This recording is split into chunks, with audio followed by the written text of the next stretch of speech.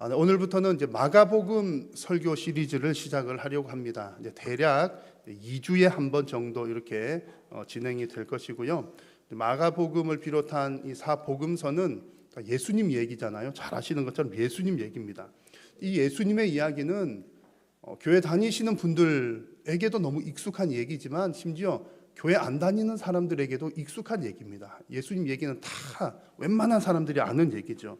자, 그런데 이렇게 익숙한 것에는 함정이 있습니다. 익숙하다고 생각할 때 놓치는 게 있을 수 있다는 거죠. 예컨대 예수님의 이야기 속에는 생명이 담겨져 있는데 예수님은 믿지 않고 예수님 그래 훌륭한 사람이야 라는 그런 생각을 가진 어떤 이들에게는 그저 이 예수님의 이야기가 생명은 빠져 있고 신화적인 이야기로만 익숙할 수 있습니다. 또 예수님의 이야기 속에는 생명력이 있는데 어떤 이들에게는 이 생명력이 상실된 채 그저 익숙한 잘 아는 이야기, 수십 년 동안 들어왔던 이야기로만 남기도 합니다. 특히 우리 성도들에게는요, 이 예수님의 이야기가 우리의 생명력이 되는 이야기입니다. 생명력이라고 하는 말은 우리에게 생명의 힘을 공급해 준다는 얘기입니다. 생명을 유지해 나가는 힘이 생명력이기 때문이죠. 여러분, 우리 성도들이 어디로부터 생명력을 힘을 얻습니까? 성도들이 살아가는 힘은 우리가 뭐 일을 많이 해서 봉사를 많이 해서 또 심지어는 뭐 기도를 많이 해서도 아니고 예수 그리스도를 경험하고 아는 것으로부터 성도에게 생명력이 공급이 됩니다. 그래서 이 생명력은요, 우리의 생명을 얻는다. 이것은 예수님 믿을 때 생명을 한번 얻으면 계속 지속이 되는 거니까 생명은 한번 얻었으면 얻은 것인데 생명력, 우리의 이 생명을 지속시켜 나가는 힘은 꾸준하게 공급을 받아야 하는 그런 부분입니다. 그런데 신앙생활 하다 보면 꾸준하게 이 생명력을 공급을 받아야 되는데 신앙생활이 어떤 뭐 봉사생활로만 빠지게 되면 이런 영적 공급은 받지 못하고 힘만 쓰다 보니까 에너지 공급은 없는데 힘만 쓰다 보니까 힘이 빠지는 경우들도 더러더러 있습니다. 그리고 예수님 이야기는 워낙 익숙한 이야기다 보니까 안다고 생각하고 있는데 잘못 아는 경우들도 있고요. 또 알기는 알지만 내 생활에 직접 적용이 안 되는 경우들, 그래서 그저 아는 지식에만 머무는 경우들도 종종 있습니다. 그래서 우리 성도들은 예수님 이야기가 뭐 누구보다 익숙한 이야기이지만 이 익숙한 예수님의 이야기를 우리는 평생 동안 듣고 또 듣고 반복하면서 이것을 우리의 생명력으로 삼아야 되고 그 예수님 이야기를 통해서 우리는 신앙이 더욱더 성숙해야 할 줄로 믿습니다. 그래서 앞으로 마가복음을 통해서 예수님 이야기, 복음서는 계속 예수님 얘기니까요, 예수님 얘기를 계속 하게 될 텐데 이 예수님의 이야기를 통해서 여러분의 신앙 가운데 혹 내가 잘못 생각하고 있었던 것, 혹시 이렇게 오류가 생겨난 것들이 없는지 잘 발견하면서 여러분의 신앙을 수정하는 시간이 될 수 있기를 바라고요. 또 여러분의 신앙을 더욱더 견고하게 다지면서 여러분의 삶에 예수님 이야기를 생명력 있게 적용하는 그런 은혜의 시간들이 되시기를 바랍니다. 이제 예수님 이야기를 시작을 해 보겠습니다. 여러분, 아기들, 갓난 아기들 있잖아요. 아기들이 이제 점점 자랄 때 너무너무 예쁜데 아마 언제가 가장 예쁠까 생각을 해보면 좀 걷기 시작할 무렵, 그리고 말하기 시작할 무렵, 그때가 아마 아기들이 제일 예쁠 때가 아닌가 생각을 합니다.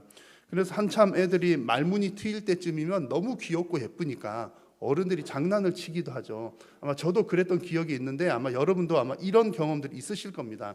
아기가 막 한참 말문이 트일 때 이제 아기가 있으면, 제가 아빠고 아기가 있어요. 그러면 이제 엄마가 있죠. 그럼 아기한테 물어봅니다.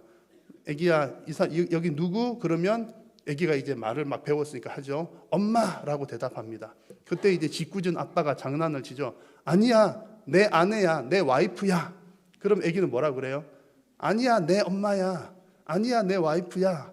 이렇게 한 서너 번 반복하다 보면 아기가 막 응애하고 울음을 터뜨리기도 합니다.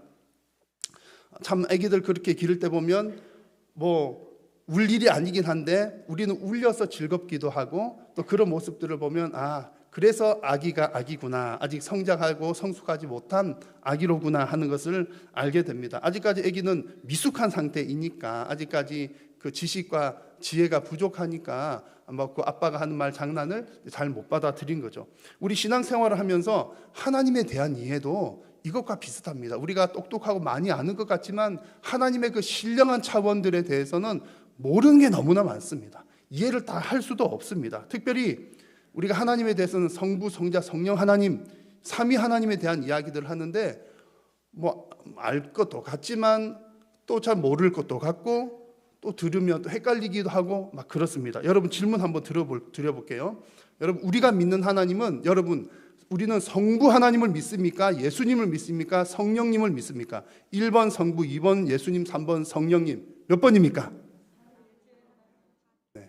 역시 우리 한일교회 성도님들은 안 속으십니다. 제가 우문을 했고 여러분 현답을 하셔서 감사합니다. 우리는 사실 우리는 누구를 믿는가에 대한 고백들을 예배 때마다 하고 있습니다. 오늘도 사도신경으로 신앙 고백했잖아요. 그때 이런 고백하셨습니다. 나는 전능하신 아버지 하나님, 천지의 창조를 주를 믿습니다. 아버지 하나님 믿는다고 고백하셨고요. 나는 그의 유일하신 아들 우리 주 예수 그리스도를 믿습니다. 예수님 믿는다는 고백했고요. 또 저기 뒷부분에서 나는 성령을 믿으며 성령 하나님 믿는다는 고백을 했습니다. 자, 여러분들은 너무 잘하셨지만 가끔 헷갈리는 분들이 생각보다 꽤 있습니다. 우리의 믿음의 대상은 성부 하나님, 그리고 성자 예수님, 성령 하나님이신 건 너무나 분명한데, 예수님이 누구시라고요? 하나님의 아들이거든요. 하나님의 아들이라고 하니까 때때로 헷갈리는 겁니다. 아, 예수님은 하나님의 아들이면 아무래도 아버지가 더 높지? 여러분 아버지가 높습니까? 아들이 높습니까? 그거 생각하면 하나님은 아버지니까 좀 더 높고 예수님은 아들이니까 좀 더 낮은가 보다, 이런 생각들이 정말로 드는 경우들이 있다는 얘기입니다. 그리고 성경을 쭉 보면 성령 하나님이 하시는 역할이 뭡니까? 성령 하나님을 우리는 보혜사라고 부르는데 옆에 계시면서 우리를 돕는 분입니다. 돕는 분이다라고 생각하니까 성령 하나님을 마치 심부름꾼 정도로 생각을 여기게 되는 경우들이 있는 거예요. 성부 하나님은 제일 높은 분이고 또 예수님은 그 다음 분이고 성령님은 뭐 여러 가지 심부름 뒤치다거리 하시는 분처럼 느껴지는 경우들도 있는 겁니다. 그래서 이게 실제로 이거 하나님에 대한 이해가 바르지 못하면 어떤 집회들 가보면 성령 받아라 막 이런 거예요. 절대 여러분 그런 데 가신 적 없으시죠? 성령 받아라, 절대로 그런 거 하면 안 됩니다. 성령은 내가 주고 받는 것이 아니라 성령은 우리의 경배의 대상인 하나님이시기 때문에 그렇습니다. 성령님은 하나님이십니다. 그런데 이제 우리가 이런 부분을 막 헷갈리는 경우들이 있다는 거죠. 여러분 성부, 성자, 성령 하나님은 각각의 위격을 가지고 계시면서 또한 한 분이신 하나님입니다. 근데 이게 사실은 뭐 그냥 익숙한 분은 아멘이라고는 대답하지만 이 땅에 있는 용어로는 설명이 안 되는 거예요. 좀 전에 제가 예를 들어서 말씀드렸던 것처럼 아기가 뭐 이렇게 엄마를 볼 때 엄마는 아기의 엄마이기도 하지만 내 아내이기도 하다라고 하는 것과는 다른 얘기예요. 그러니까 사람은 한 명인데 내가 역할을 여러 개 하잖아요. 저는 한일교회 목사이기도 하고 우리 애들의 아빠이기도 하고 아내의 남편이기도 하고 또 뭐 어디 뭐 여러 가지 역할들이 있는데 역할이 다양하다는 것과는 다른 얘기입니다. 하나님은 분명히 각각의 하나님 위격으로 계신데 한 분이시라는 거예요. 그래서 삼위일체라는 표현을 쓰죠. 근데 삼위일체라는 말은 이 세상에 없는 말입니다. 이 세상에 물리적으로나 어떻게는 우리 논리적으로는 존재할 수 없는 얘기예요. 그런데 성경에서 그렇게 기록을 하니까 우리가 그대로 믿는 것입니다. 그러니까 이 사실들은 우리의 어떤 지식과 이해 이상으로 있기 때문에 때로는 혼동이 되기도 합니다. 그래서 이해가 다 안 되면 성경에 나오는 대로 삼위일체 하나님을 내가 믿습니다 꼭 붙들고 신앙생활을 해야 하는 겁니다. 오늘 말씀에서도 보시면 1절 말씀에 이런 관점을 가지고 보시면 하나님의 아들 예수 그리스도의 복음의 시작이라, 마가복음은 이렇게 시작을 합니다. 좀 전에 이제 여러분 말씀을 들으셨기 때문에 여기서 하나님의 아들 그러면 예수님은 하나님 아들이니까 하나님보다 조금 낮은 단계에 있구나라는 얘기가 아닌 것을 아실 수 있을 겁니다. 그러면 예수님을 두고 하나님의 아들이라고 하는 얘기가 무슨 얘기입니까?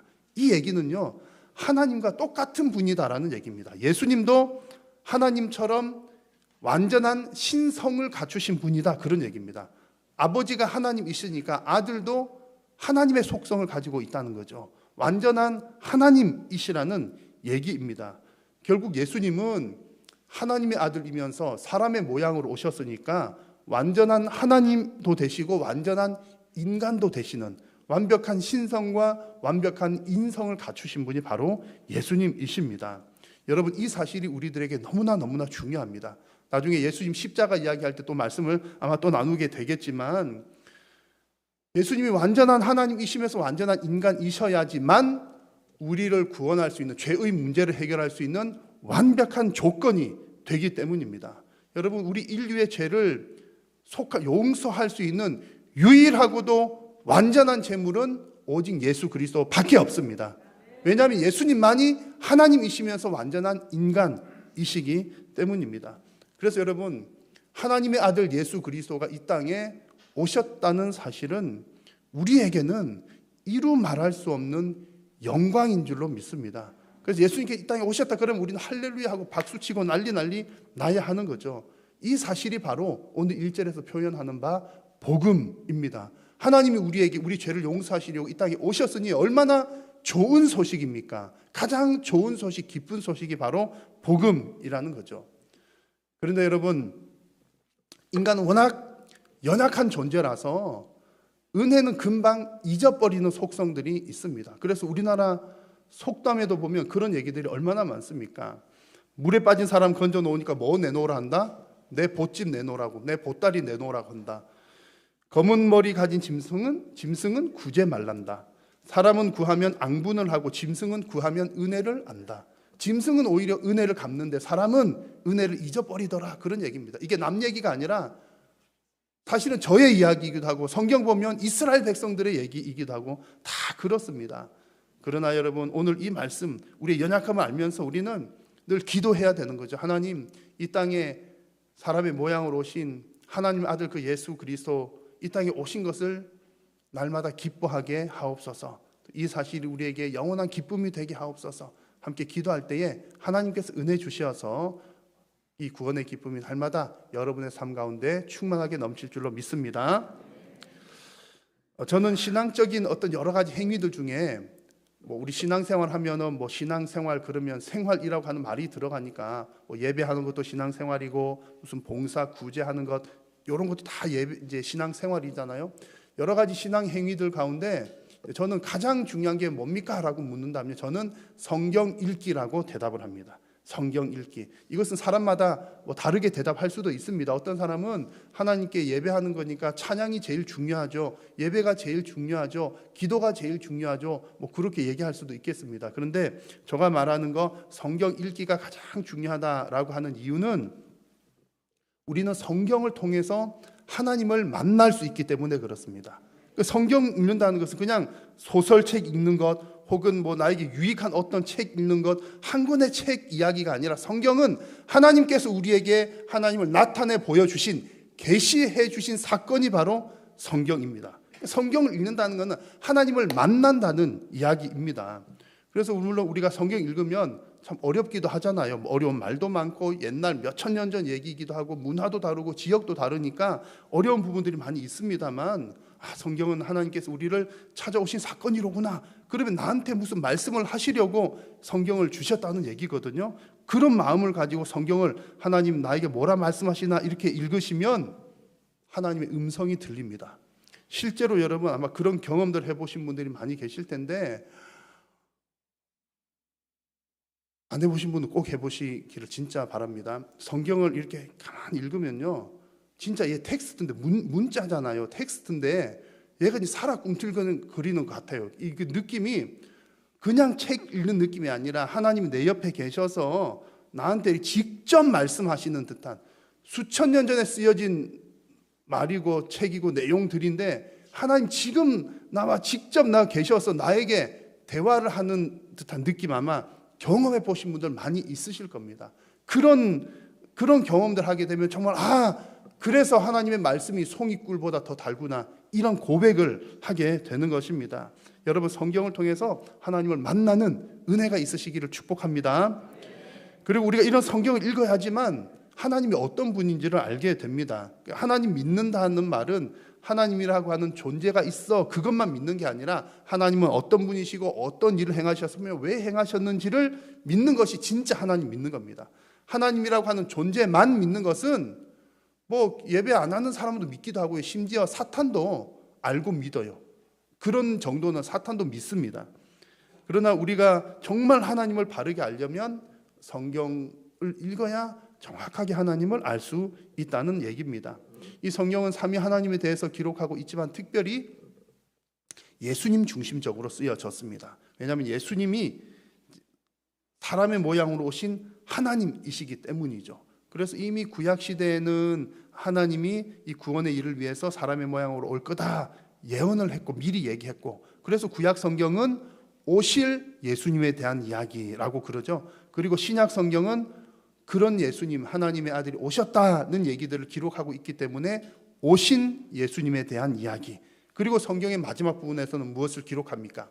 예수님께서 다시 오실 것이다 라는 이야기로 성경은 마무리가 됩니다. 그래서 성경은 전체가 다 예수님의 이야기라는 거죠.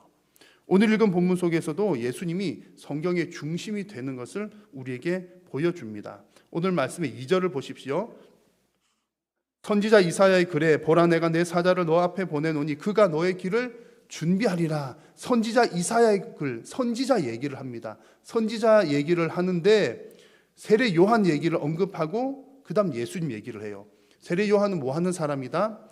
예수님께서 오실 것을 미리 준비하는 사람이다. 그래서 세례 요한 얘기 쭉 하고 세례 요한의 사역들이 오늘 본문에 많이 등장합니다. 그렇지만 세례 요한의 얘기를 많이 하지만 이 사람 뭐 하는 사람이라고요? 예수님 오실 길을 준비한 사람이다. 그러면 주인공은 누구라는 얘기입니까?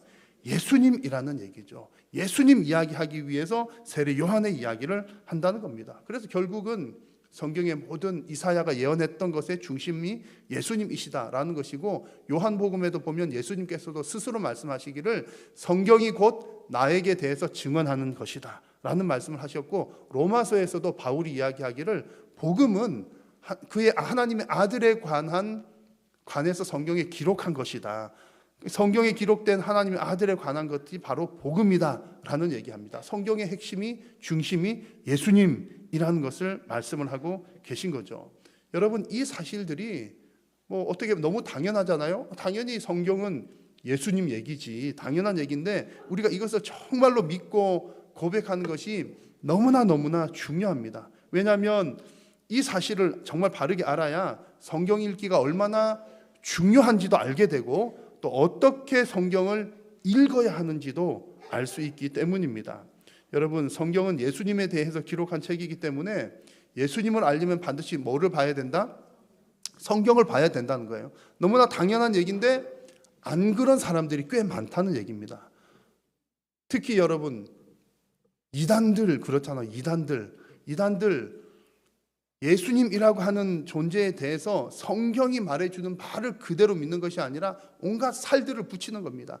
개인의 경험, 뭐 체험, 또 뭐 하고 싶은 얘기, 딴 데서 어디 굴러온 것, 잡다한 것들 섞어가지고 하다 보니까 이단들이 생겨나게 되는 겁니다. 분명히 성경을 인용하고는 있지만 바르게, 예수님에 대해서 바르게 해석 못하니까 이단이 생겨서 내가 예수다, 그런 사람들이 생겨나게 되는 거죠.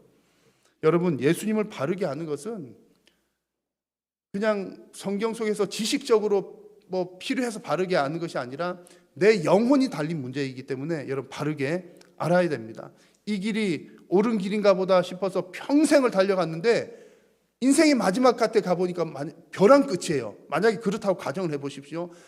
열심히 달려갔는데 벼랑 끝입니다. 얼마나 허무하겠습니까? 이단이라고 하는 말의 뜻이 그런 겁니다. 아, 이 길이 맞나 보다 하고 갔는데 가보니 아닌 거예요. 그런 일이 없어야 된다는 거죠. 그래서 성경을 바르게 읽어야 되고 그 가운데 예수님을, 정말 성경의 중심이신 예수님을 바르게 이해를 해야 하는 겁니다. 그래서 여러분, 성경 읽기가 예수님을 바르게 이해하는 데 있어서 반드시 필요한 일이기 때문에 중요하다는 얘기고요. 또 한 가지는 성경을 어떻게 읽어야 하는지도 예수님에게 달려 있습니다. 성경을 읽을 때는 반드시 예수님 중심적으로 읽어야 성경이 바르게 해석이 됩니다. 여러분, 성경 그러면 처음 시작부터 끝까지가 예수님이에요. 성경은 예수님에 대해서 기록한 책이고, 또 그 성경을 바르게 이해하려면 누구 중심적으로 읽어야 된다? 예수님 중심적으로 읽어야 된다는 겁니다. 이것은 이런 얘기입니다. 만약 우리가 성경에서 예수님을 빼고 성경을 읽는다면 성경은 그저 좋은 책 중에 하나, 우리의 마음의 수양과 정신 수양을 위한 좋은 책 중에 하나가 될 것입니다. 그러나 예수님 중심적으로 읽어야 하지만 그 가운데서 우리는 생명을 발견할 수가 있는 겁니다. 예수님 중심적으로 읽어야 하나님께서 우리를 얼마나 사랑하시는구나 하는 성경의 핵심도 알게 되고, 죄의 문제를 어떻게 해결할 수 있구나 하는 구원의 길도 발견하여서 결국에는 생명의 길을 찾게 되는 겁니다. 예수님 빠지면 그저 좋은 책 중에 하나일 뿐인 겁니다. 그래서 여러분, 예수님 중심적으로 성경을 읽으시면서 성경을 읽을 때마다 하나님의 은혜를 발견하시기를 바라고, 또 생명의 길을 발견하시기를 간절히 소망합니다. 그래서 이렇게 예수님 중심적으로 성경을 읽게 되면 그 가운데 생명의 길을 발견하게 된다는 것이 아주 중요한 포인트입니다. 오늘 읽은 말씀에서도 예수님이 어떤 분인가라는 얘기할 때 예수님은 생명 주시는 분이다라고 하는 사실을 우리에게 보여줍니다. 지금 세례 요한의 이야기가 오늘 본문에 많이 등장을 했는데요. 예수님께서 공식적으로 활동하시기 이전에 세례 요한이 먼저 활동을 했고, 이제 회개의 세례를 베풀면서 대단한 명성을 떨쳤습니다. 말하자면 온 유대 지방, 예루살렘 온 동네 사람들이 다 요한에게 나와서 죄를 회개하면서 세례를 받았다는 거죠. 인기가 어마어마했다는 것을 대략 짐작할 수가 있습니다. 자, 그런데 그러던 중에 요한은 사람들에게 이런 얘기를 합니다. 같이 한번 읽어볼까요? 시작. 나는 너희에게 물로 세례를 베풀었거니와 그는 너희에게 성령으로 세례를 베푸시리라. 아멘. 이 얘기가 무슨 얘기입니까? 나는 너희에게 물로 세례를 베풀지만 예수님은 너희에게 성령으로 세례를 베풀 거다. 세례 요한이 베푼 세례도 대단히 귀한 것이었습니다. 왜냐하면 사람들의 마음을 움직였고 회개하게 했고 그들의 삶을 변화시켰기 때문입니다. 보통 일 아닙니다. 사람들이 나와서 회개하고 잘못했습니다, 착하게 살겠습니다, 대단한 일을 한 거예요. 그런데 지금 요한이 이렇게 하는 말은, 나는 물로 세례를 베풀었지만 그는 성령으로 세례를 베풀 것이다. 이 말은 나는 성령으로 세례는 베풀지 못한다는 얘기를 하는 겁니다. 성령으로 세례를 베푼다는 말이 무슨 말입니까? 생명을 준다는 얘기입니다. 성령님은 우리에게 생명을 주시는 분입니다. 생명의 성령님이십니다. 그래서 요한이 나는 물로 세례를 베푼다, 예수님은 성령으로 세례를 베푼다 말은 나는 너희들에게 생명을 주지 못하지만 예수님께서 너희들에게 생명을 주실 수 있는 분이다 라는 그런 말씀입니다. 여러분, 오직 예수님만이 생명의 세례를 베풀 수 있는 분이십니다. 우리가 다른 누구가 아니라 반드시 예수님을 믿어야만 하는 이유도 바로 여기에 있습니다. 이 세상에는요, 우리 마음에 감동을 주는 책도 많고 사람도 많고 훌륭한 것들이 대단히 많습니다. 우리의 삶을 변화시켜서 내가 참 나쁜 사람이었는데 착한 사람 되었어, 이렇게 도움을 주는 사람들도 꽤 있습니다. 세례 요한도 그런 역할들을 했던 거죠. 그래서 이 땅에 살아가면서도 평생 동안 우리가 배워야 될 것, 성경도 읽어야 되지만 성경 외에도 우리가 배우고 또 이렇게 해야 될 부분들이 많이 있습니다. 그러나 그 수많은 가르침들, 좋은 가르침들 중에서 우리에게 생명을 주실 수 있는 가르침은 오직 예수 그리스도의 성령의 세례밖에 없습니다. 오직 예수님만이 우리에게 생명을 주실 수 있는 분입니다. 그래서 앞으로 마가복음 말씀 쭉 나눌 때에 예수님께서 수많은 기적들을 보여주십니다. 얘기 안 들어도 대략 아시잖아요. 예수님 병든 자 고치시고 죽은 자 살리시고 또 약한 자 강하게 하시고 수많은 기적들을, 귀신 쫓아내시고 수많은 기적들을 일으키시는데, 예수님의 그 수많은 기적들은 사람들의 어떤 삶의 문제만 해결해 주는 것이 아니라 궁극적으로는 그들에게 영원한 생명을 주시는 사건들입니다. 그래서 우리가 분명히 고백해야 될 것은 예수님은 우리에게 생명을 주시는 분이시다. 예수님께서 생명 주시는 그 사역이, 그 생명의 세례가, 생명의 성령 베푸신 사건이 2000년 전에만 일어났던 것이 아니라 지금도 우리가 예수님을 계시한 성경을 볼 때, 읽을 때에, 또 기도할 때에, 예배할 때에 하나님께 지금도 역사하셔서 생명 주시는 예수 그리스도를 만나게 하시는 줄로 믿습니다. 여러분, 예수님으로 인해서 얻은 그 생명의 기쁨이 여러분의 삶 가운데 충만하시기를 축복합니다. 그리고 날마다 성경을 읽으실 때에 여러분의 생명을 새롭게 하시는 그 은혜를 경험하시기를 주의 이름으로 축원합니다. 교회나 우리 성도님들이 어떤 영적인 활동들을 할 때 가장 중요한 것, 무엇보다 중요한 것은 오직 예수님만 드러나야 한다는 사실이 무척 중요합니다. 그래서 우리가 예수님 이야기할 때 무엇보다 중요한 것은 오직 예수님만 드러나야 합니다. 이것이 우리 어떤 이야기들의 결론적인 부분입니다. 오늘 성경에서도 보면 세례 요한이 한참 그 명성을 떨치고 있을 때 회개 세례 베푸니까 사람들이 몰려오고 막 그럴 때에 갑자기 뜬금없이 이런 얘기합니다. 7절 말씀에 그가 전파하여 이르되 나보다 능력 많으신 이가 내 뒤에 오시나니 나는 굽혀 그의 신발끈을 풀기도 감당하지 못하겠노라. 요한 이런 얘기를 합니다. 마가복음을 읽을 때는요, 이게 갑작스러운 분위기입니다. 아니 뜬금없이 무슨 얘기야? 나보다 능력 많으신 이가 내 뒤에 온다니. 그런데 다른 복음서들을 종합을 해서 보면 이때 분위기를 정확하게 알 수가 있습니다. 누가복음을 보면 이제 이런 내용이 나옵니다. 사람들이 요한을 향해서 요한이 막 이렇게 세례 베풀고 막 사람들을 회개하고 그러니까 사람들이 마음속으로 이런 생각하는 겁니다. 아, 저 요한 저 사람이 이사야가 예언한 또 구약의 선지자들이 예언했던 메시아 그리스도인가 보다. 막 그런 생각들을 하게 되는 겁니다. 요한복음에는 사람들이 그런 것을 할 때 이제 요한이 직접 드러내놓고 이야기합니다. 나는 그리스도가 아니라.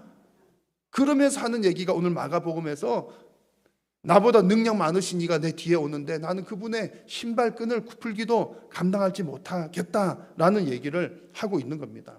여러분, 오늘 요한의 이런 고백은 우리의 신앙에서 철저하게 드러나야 할 분은 오직 예수님이신 것을 우리에게 잘 보여줍니다. 요한은 자신의 사명이 예수님의 길을 준비하는 것이라는 사실을 잘 알았기 때문에 오직 예수님만이 자신의 사역에서의 주인공 되신다는 것을 드러내었습니다. 여러분, 우리 교회와 성도님들의 사명은 무엇입니까? 우리가 감당한 모든 사명들은 내 일을 하는 것이 아니라 하나님의 일을 하는 것입니다. 그렇기 때문에 모든 사역을 통해서 우리가 내가 내 손을 통해서 무언 일을 하고 나가 통해서 뭘 하지만 내가 드러나는 것이 아니라 그게 하나님의 일이었기 때문에 오직 예수님만 드러나야 하는 줄로 믿습니다. 심지어 하나님께서 나에게 맡겨주신 생명, 또 나에게 주신 재능, 달란트, 건강, 물질 등도 하나님 나라 위해서 사용할 수 있도록 주신 것이기 때문에 우리 성도들의 인생은 오직 예수님만 드러내는 인생인 줄로 믿습니다. 근데 만약에 우리 교회나 성도가 나에게 맡겨진 것을 내 것, 교회도 마찬가지입니다. 우리 교회니까 우리 거, 내 거, 또 성도 개인이 내 거 이렇게 주장하게 되면 내 의가 드러나기 시작하면서 수많은 문제들이 일어납니다. 성도 개인적으로는 교만의 병이 들기가 쉽고요, 교회적으로는 분쟁의 불씨가 되기도 합니다. 실제로 개인적으로나 공동체적으로 문제가 생겨나는 것들이 내 것이다 라고 하는 주장으로부터 시작이 되는 겁니다. 그러나 개인의 인생에서나 교회 공동체에서 오직 예수님만 드러내기를 힘쓰면 교회도 평안하고 가정도 평안하고 성도 개인의 인생 가운데도 평강이 넘치는 줄로 믿습니다. 이 정답은 너무나 분명해요. 예수님만 드러나야지. 알지만 실천은 사실 쉽지는 않습니다. 그래서 우리는 늘 기도하는 거죠. 그런 마음으로 간절히 기도한다면 성령께서 도우셔서 반드시 응답해 주시고 하나님 기뻐하시는 인생 될 줄로 믿습니다. 자, 오늘 우리는 예수님이 어떤 분인지에 대한 짧은 말씀을 나누었습니다.